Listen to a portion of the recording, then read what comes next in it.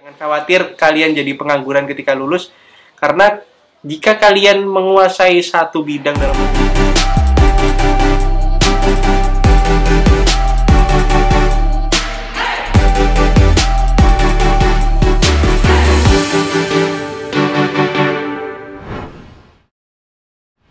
Assalamualaikum teman-teman, perkenalkan namaku Irfan Eka Wiraseta, biasa dipanggil Irfan. Aku merupakan mahasiswa KPI atau Komunikasi dan Penyiaran Islam UIN Sunan Kalijaga Yogyakarta angkatan 2019.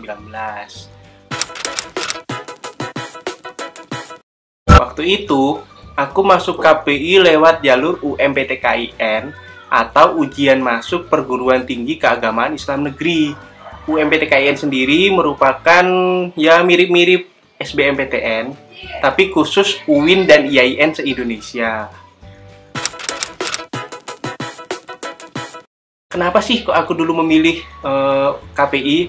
Nah, yang pertama itu karena pertimbangan orang tua. Yang kedua karena emang dasarnya tuh pengen tahu seluk-beluk dari dunia pertelevisian itu seperti apa, cara penulisan berita itu seperti apa, cara siaran dalam televisi itu seperti apa. Jadi kayak mikir jurusan apa sih yang cocok sama hobiku ini gitu. Dan akhirnya terjawablah dengan masuk di jurusan KPI. Untuk akreditasi dari KPI sendiri, alhamdulillah udah mendapatkan akreditasi A dari Badan Akreditasi Nasional Perguruan Tinggi atau BANPT. Nah, untuk kalian yang khawatir dompetnya bakal tergerus habis ketika kuliah di UIN, maka hilangkanlah kekhawatiran itu karena biaya hidup di sekitar kampus UIN itu hanya berkisar 20.000 sampai 30.000 untuk makan 3 kali sehari. Tetapi kalau kalian yang suka jajan atau suka ngemil, mending nyiapin duit yang lebih banyak lagi daripada nyusahin temen kan. Nah, kemudian untuk kos sendiri, nah kos ini yang di sekitar UIN itu yang standar kisaran 400 sampai 500 ribu rupiah. Tetapi buat kalian yang ingin mendapatkan kos dengan fasilitas lengkap seperti wifi, kamar mandi dalam, TV, hingga AC, maka kalian harus menyiapkan dana itu sekitar 800 sampai 1 juta rupiah. Cukup terjangkau kan untuk kuliah sekitar 4 sampai 5 tahun di UIN. Apa aja sih materi yang dipelajari di KPI? Itu di semester-semester awal kita masih mempelajari materi-materi tentang keagamaan Islam dan pengetahuan umum seperti Al-Quran dan Hadis, pengantar studi Islam, terus umumnya itu seperti Pancasila, kewarganegaraan, filsafat ilmu, dan masih banyak lagi. Nah, mulai semester 3 sampai semester akhir, itu kita udah mulai fokus mempelajari materi yang berhubungan dengan komunikasi dan penyiaran, seperti jurnalistik penyiaran, jurnalistik media cetak, terus reportase media penyiaran, hukum dan etika penyiaran, teknik editing, sinematografi, dan masih banyak lagi.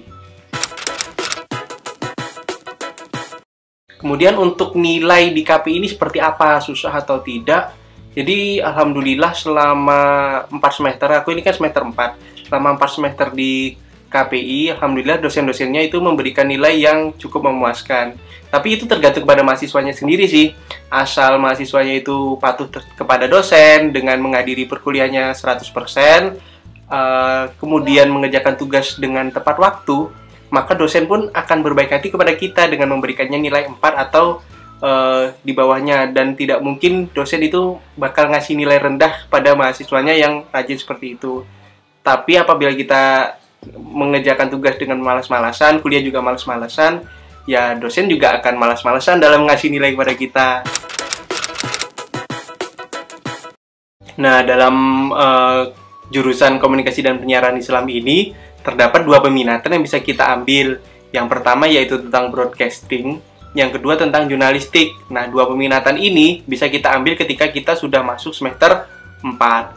Yang pertama itu tentang broadcasting. Broadcasting itu lebih berfokus kepada dunia penyiaran yang ada di televisi dan radio. Jadi ketika kita mengambil peminatan broadcasting, kita akan diajarkan bagaimana hukum-hukum yang ada dalam penyiaran tersebut, bagaimana teknik ketika melakukan penyiaran, bagaimana persiapan ketika melakukan persiaran. Ya, seputar itulah intinya dunia televisi dan radio. Yang kedua yaitu tentang jurnalistik. Dunia jurnalistik ini familiarnya yaitu seperti wartawan. Jadi kita diajarkan bagaimana cara menulis berita yang baik dan benar, bagaimana kita untuk memahami kode-kode etik jurnalistik yang ada, karena selama ini banyak wartawan itu yang tidak mengamalkan kode-kode etik jurnalistik yang ada dan hanya mengedepankan keuangan atau bisnis semata. Jadi dua peminatan ini itu kita diajarkan untuk menjadi penyiar yang mengamalkan kode etik jurnalistik yang ada.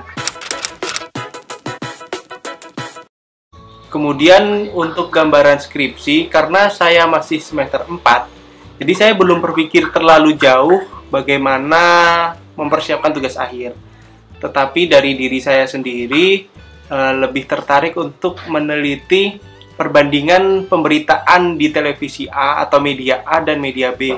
Karena sekarang kan banyak tuh berita-berita judulnya sama, tapi karena kepentingan politik atau bisnis itu berbeda antara media satu dengan lainnya. Nah, itu yang ingin saya teliti untuk perkembangan media di Indonesia yang lebih baik lagi.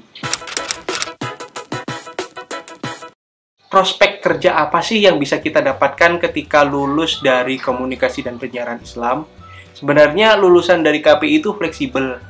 Ada yang menjadi penyiar televisi, penyiar radio, kameramen dari sebuah televisi, kru dari televisi, dan masih banyak lagi. Ada yang jadi wartawan juga, terus humas, karena humas kan butuh orang yang bisa berkomunikasi dengan baik, yang tentunya udah didapatkan ketika kita belajar di KPI. Kemudian ada juga yang menjadi seorang filmmaker. Loh, kenapa sih kok penyiaran larinya ke film? Karena ada salah satu mata kuliah di semester 5 kalau tidak salah itu yaitu sinematografi. Nah, mata kuliah itu seperti mata kuliah refreshing lah, penyegaran dari mata kuliah tentang berita, tiba-tiba diselipin tentang film, dan itu sangat berguna bagi mahasiswa yang memiliki hobi seperti sutradara, penulisan naskah, dan lain-lain. Ya, itulah prospek yang bisa kita dapatkan banyak. Jangan khawatir kalian jadi pengangguran ketika lulus, karena jika kalian menguasai satu bidang dalam penyiaran seperti kamera nih, seperti kamera, kalian bisa tuh buka jasa fotografi atau videografi orang nikahan, videografi wisuda, dan banyak sebagainya.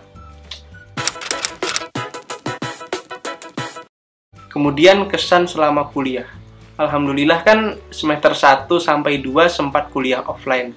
Untuk kesannya sendiri sih alhamdulillah kampusnya juga dekat gitu dari rumah, dan lingkungannya juga bersahabat, lingkungan sekitarnya, mulai dari makannya, terus teman-temannya, dan fasilitas yang ada di kampus juga cukup bersahabat sih, walaupun memang ada beberapa yang harus diperbaiki gitu kan. Tetapi semenjak kuliah online, kesan-kesan tersebut seketika hilang dan menjadi pesan untuk kita semua yang menjalani kuliah offline ini agar ya tetap semangat, karena tidak dapat dipungkiri bahwa kuliah online ini tugasnya sangat banyak dan kita tidak boleh mengeluh karena banyaknya tugas tersebut. Ya, kita berpikir positif saja. Dosen memberi kita tugas yang banyak itu karena dosen ingin mengetahui sejauh mana kita memahami materi tersebut. Karena jika nggak ada tugas, kita pastinya nggak akan paham tentang materi itu, dan ya nggak mungkin belajar lah kalau nggak ada tugas. Kemudian pesan untuk kalian yang ingin masuk ke KPI. Yang pertama, kalian harus belajar sungguh-sungguh, karena saingan kalian untuk masuk ke KPI ini dari seluruh Indonesia, terutama di UIN, dan menjadi salah satu program studi dengan peminat terbanyak. Yang kedua, kalian harus tekun ketika sudah masuk di jurusan KPI, karena jurusan KPI ini merupakan jurusan dengan mata kuliah yang kebanyakan praktek, seperti bagaimana kita reportase di lapangan, kita menjadi reporter di lapangan, terus kita liputan di lapangan, produksi di studio. Jadi kalian harus tekun, jangan mengeluh, aku nggak bisa nih megang kamera, aku nggak bisa nih ngatur lighting. Jadi kita harus sama-sama belajar agar ketika lulus kita tidak bingung untuk mencari pekerjaan yang kita inginkan.